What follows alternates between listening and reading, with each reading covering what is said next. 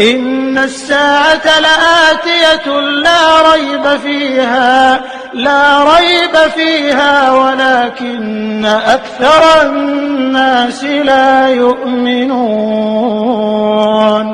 وقال ربكم ادعوني أستجب لكم إن الذين يستكبرون عن عبادتي سيدخلون جهنم داخرين.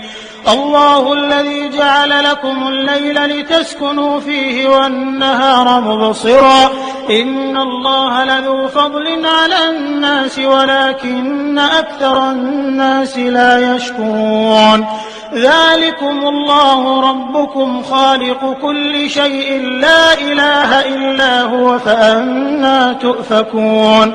كذلك يؤفك الذين كانوا بآيات الله يجحدون.